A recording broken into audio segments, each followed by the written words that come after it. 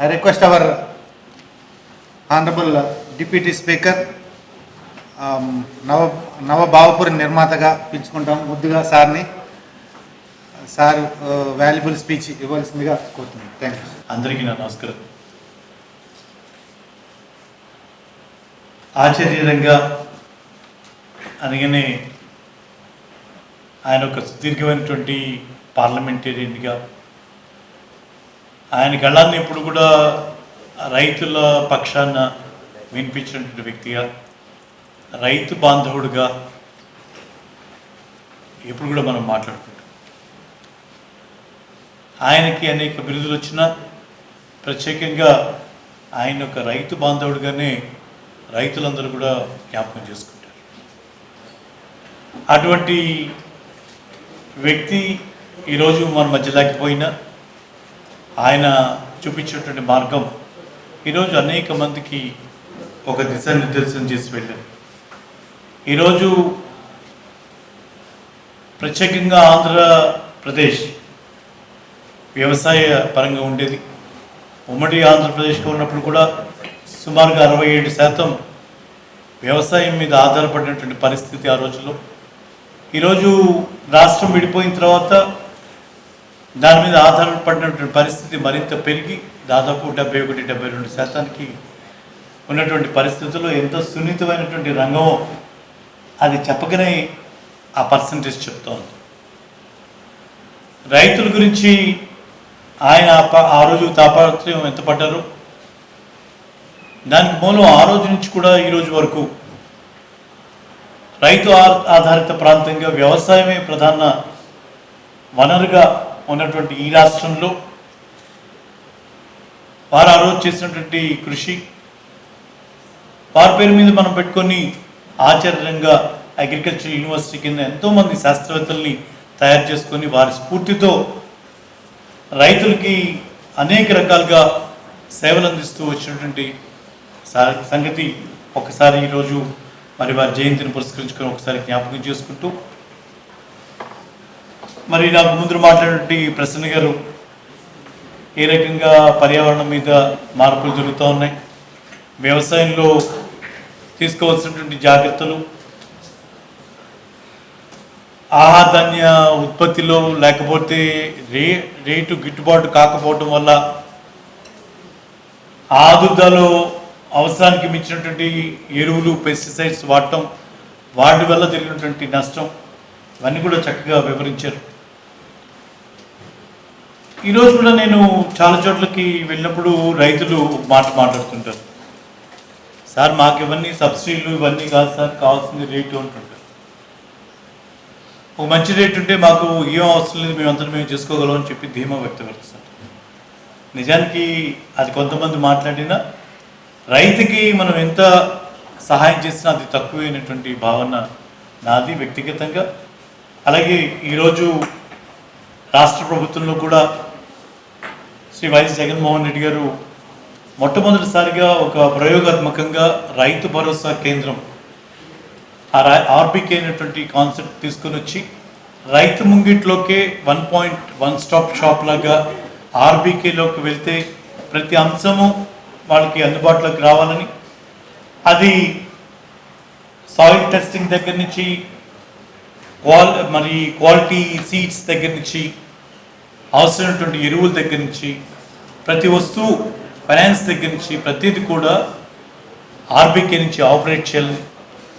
అలాగే ఈరోజు ప్రధానంగా మనం పండించేటువంటి పంటకి గిట్టుబాటు ధర, లేకపోతే మనం పండించేటువంటి పంటకి తగినటువంటి ధర, దానికి కావాల్సినటువంటి క్రియేట్ చేసినటువంటి డిమాండ్ ఏ రకంగా చేయాలన్న దాని మీద ఈ సెక్టర్, పర్టికులర్గా అగ్రికల్చర్ సెక్టర్ తీసుకుంటే రైతుల్లో ఎక్కడ కూడా మనం ఒక పర్టికులర్ డిసిప్లిన్ లేదు, అన్ఆర్గనైజ్డ్ సెక్టర్ కిందనే ఉండిపోయింది.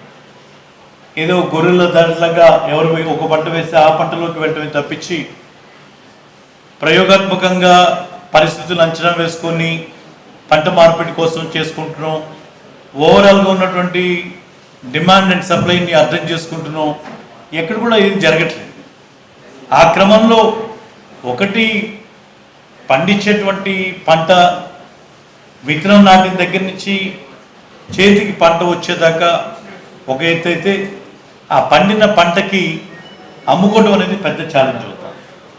ఈ క్రమంలో కనీస మద్దతు ధర అంటాం, మినిమం సపోర్ట్ ప్రైస్ ఎంఎస్పి అనేది కేంద్ర ప్రభుత్వం ఇచ్చిన, రాష్ట్ర ప్రభుత్వాలు దాని గురించి మాట్లాడినా, that is the minimum support price.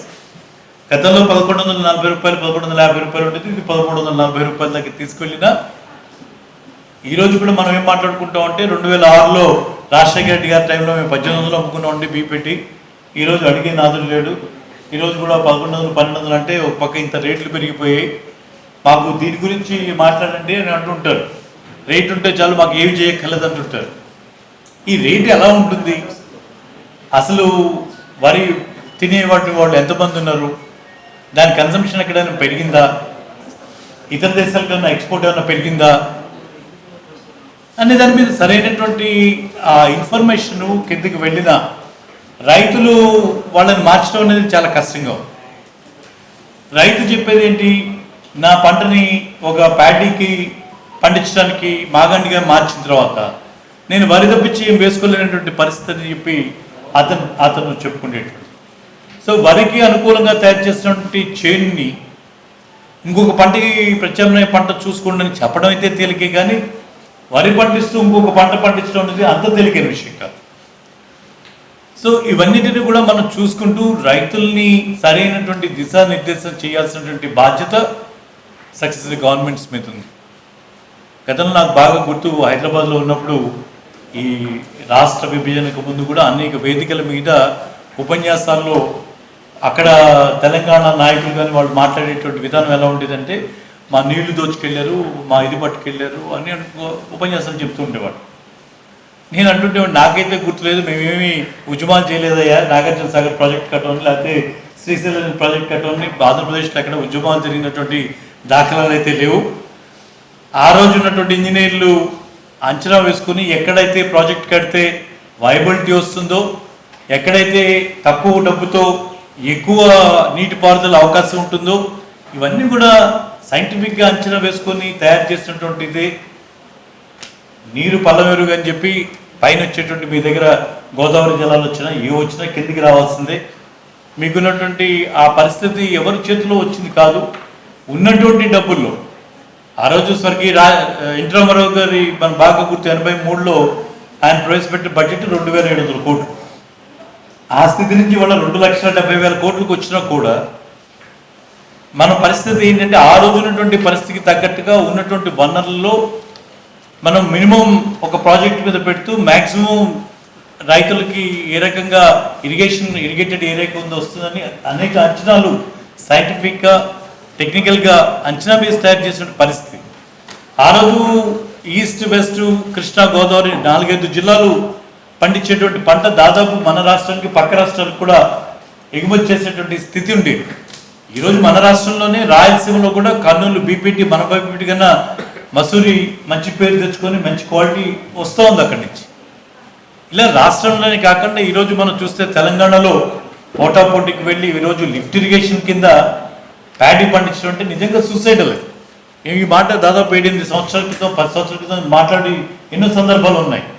ఈరోజు మనం చూస్తే అదే మరి తెలంగాణలో ఈరోజు వరి వెయ్యొద్దు అని చెప్పేటువంటి స్థితికి వెళ్ళారు. నేను వరి అనేది ప్రత్యేకంగా రాయలసీమలో లేకపోతే తెలంగాణలో రెడ్ సాయిల్స్లో నీళ్ళు అందిస్తే బంగారం పండించవచ్చు. అటువంటి భూముల్లో మరి ప్యాడీ పండించడం గొప్పలాగా, అక్కడ ఎందుకు పండించాలి మేము ఎందుకు పండించకూడదు అనేటువంటి ఒక అజ్ఞానంతో చేసినటువంటి దానివల్ల అక్కడ వాళ్ళు నష్టపోవడమే కాకుండా ఇక్కడ ఉన్నటువంటి మనం పండించినటువంటి ధాన్యానికి కూడా డిమాండ్ తగ్గినటువంటి పరిస్థితి వచ్చింది. ఈ పరిస్థితిలో మనం ప్రభుత్వం ద్వారా అనేక సపోర్ట్ ఇచ్చిన అనేక రకాలుగా ఇవాళ రైతులకు సంబంధించి కేంద్ర రాష్ట్ర ప్రభుత్వాలు మరి రైతు భరోసా అనేటువంటి కార్యక్రమం కింద కొంత అమౌంట్ ఇచ్చిన, లేకపోతే రైతులకు పెద్దపీట వేస్తూ అనేక రకాలుగా సదుపాయాలు ఏర్పాటు చేసిన, అల్టిమేట్గా రేటు నిలబడాలి. పండించినటువంటి పంటకి రేటు రావాలంటే డిమాండ్కి తగ్గట్టుగా డిమాండ్ని అసెస్ చేసుకుంటూ అర్థం చేసుకుంటూ మనం వెళ్ళాలి. వెళ్ళినప్పుడు తప్పనిసరిగా దాన్ని చాలా జాగ్రత్తగా సున్నితమైనటువంటి వ్యవహారంగా వెళ్ళాలి. మేము చూసాం గత సంవత్సరంలో మన దగ్గర ఎల్ఆర్ వెరైటీ అంటాం.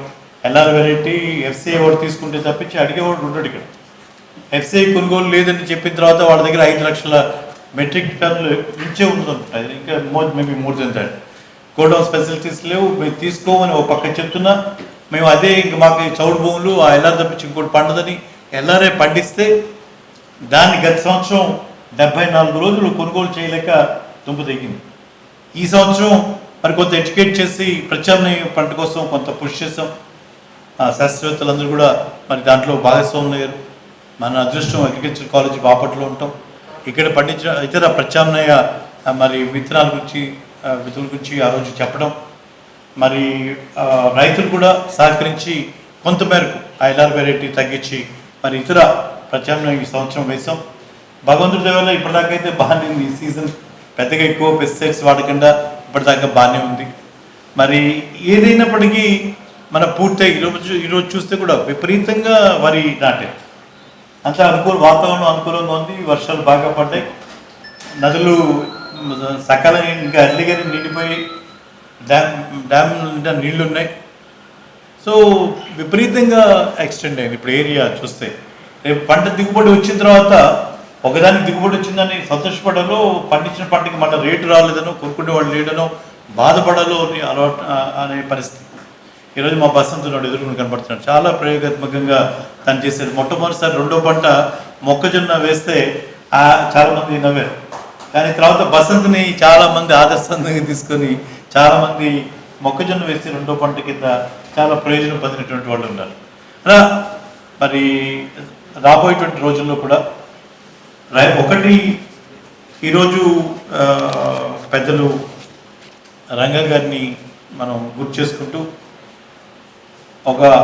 ఆయన పేరు మీద ఉన్నటువంటి ఆచార్యంగా యూనివర్సిటీలో భాగమైనటువంటి బాపట్ల అగ్రికల్చర్ కాలేజ్లో మనం వారిని జ్ఞాపకం చేసుకుంటూ రైతు పడేటువంటి కష్టాల గురించి, రైతు అవసరాల గురించి ముందుగానే ఊహించి మాట్లాడేటువంటి ఒక గొప్ప వ్యక్తి మన మధ్య ఈరోజు లేకపోయినా వారు చూపించిన బాటల్లో రైతులకి కావాల్సినటువంటి ఇన్ఫ్రాస్ట్రక్చర్, కోర్ ఇన్ఫ్రాస్ట్రక్చర్ ఏదైతే ఉందో మరి తప్పకుండా దాన్ని ఇంప్రూవ్ చేయడానికి వాళ్ళ రైతు భరోసా కేంద్రాల ద్వారా మరి ప్రయోగాత్మకంగా మరి విత్తనాల దగ్గర నుంచి అన్నిటి కూడా గవర్నమెంట్ సర్టిఫికేషన్తో మరి తీసుకొని వెళ్ళటం జరుగుతోంది.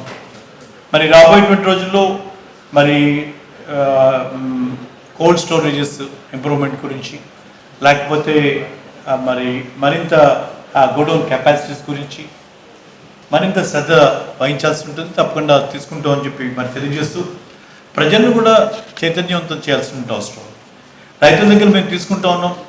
సార్టెక్స్ వెరైటీ అని చెప్పి ఇంకొంచెం నాణ్యమైన బియ్యం ఇవ్వాలని, సన్న రకం బియ్యం ఇవ్వాలని ఇన్ని చెప్పి ఇంత చేసి పెడతా ఉంటే వాడేవాడు తీసుకెళ్ళిన బియ్యాన్ని మళ్ళీ గతంలో అమ్ముకుంటాం. అది తెలుసుకున్నప్పుడు చాలా బాధేస్తుంది. దీని మీద ఇంకొక 10-12 రూపాయలు ఖర్చు పెట్టి మనం ఇంత చేసి సార్టెక్స్ వెరైటీని అదని ఇదని బ్యాగ్లో పెట్టి పంపించాక కనీసం వండుకొని తిని బాగుండకపోతే బాగాలేదని పక్కన పెట్టిన పర్లేదు, కానీ ఏదో అలవాటుగా దీని మన చౌకధరల డిపో నుంచి వచ్చిన బియ్యం అంటే మనం తినకూడదు అనేది చేస్తుంటే అది నిజంగా చాలా బాధేస్తుంది. నిజంగా ఆ స్థితిలో లేనప్పుడు ఏం చేయాలనేది ఒక ప్రశ్న మిగిలిపోతుంది. ఇది ఆపేసేయాలా లేకపోతే ఏం చేయాలనేది ఒక ప్రశ్న కూడా ముందుకు వస్తుంటుంది. కొంతమంది అంటుంటారు ఆ అమౌంట్ ఏదో ట్రాన్స్ఫర్ చేస్తే బాగుంటుందండి డైరెక్ట్గా, అసలు ఈ సిస్టమ్ ఏవద్దు అంటాడు ఒకటి. ఈ రకరకాల అంటే దీంట్లో చూస్తుంటే కనీసం 50% మిస్యూజ్ అవుతాం. అదే ధాన్యం మళ్ళీ దొడ్డిదో వెళ్ళి మళ్ళీ మిల్లులకు వెళ్ళి ఇంకొక పాలిష్ వేసి దాన్నే తీసుకొచ్చి 20 రూపాయలు 30 రూపాయలకి వెళ్ళి కొంటుంటే చాలా బాధిస్తుంది. వీళ్ళ అమాయకత్వానికి మనం ఏమనుకోవాలో ఏం చేస్తున్నామో తెలియదు. సో ఇటువంటి పరిస్థితుల్లో ఒకటి రైతు పరంగా శాస్త్రవేత్తలు, దాని అనుభవజ్ఞులు వాళ్ళు చెప్పేటువంటి విషయాలు, 2 మనం రైతులుగా ఆ విషయాన్ని గ్రహించుకుంటూ ఈరోజు ఉన్నటువంటి డిమాండ్ని అర్థం చేసుకుంటూ మన జీవితంలో సంఘంలో జరుగుతున్న విషయాల మీద కూడా కొంచెం దృష్టి సారించి ముందుకు వెళ్ళాల్సిన అవసరం ఉందని మరొకసారి తెలియజేసుకుంటూ తప్పకుండా ఆశ్చర్యంగా యూనివర్సిటీ బాపట్లకి రావాలని కోరుకుంటే ఫాలో అయినప్పటి సందర్భంగా వచ్చినప్పుడల్లా సరే గుంటూరు జిల్లాలో ఉందని ఒకటి తృప్తిపరచుకోవాలా, ఆ లాంఫామ్లో ఉన్నా కూడా గుంటూరు జిల్లాలోనే ఉందిలే అని చెప్పి ఆయన పేరు మీద ఉన్న యూనివర్సిటీ అని అనుకోలు, లేకపోతే బాపట్ల పుట్టినవాడిగా గుంటూరు జిల్లా వాస్తవ్యులుగా నాన్నగారి గురువు గారుగా ఆచార్య రంగ పేరు మీద ఉన్న యూనివర్సిటీ ఇక్కడే బాపట్లలోని యూనివర్సిటీ హెడ్ క్వార్టర్స్ కూడా ఇక్కడికే రావాలని కోరుకుంటూ మరొకసారి నా ప్రయత్నం కొనసాగుతుందని, త్వరలోనే యూనివర్సిటీ హెడ్ క్వార్టర్స్ బాపట్లకు వస్తుందని చెప్పి పూర్తిగా నమ్మకంతో ఉంటూ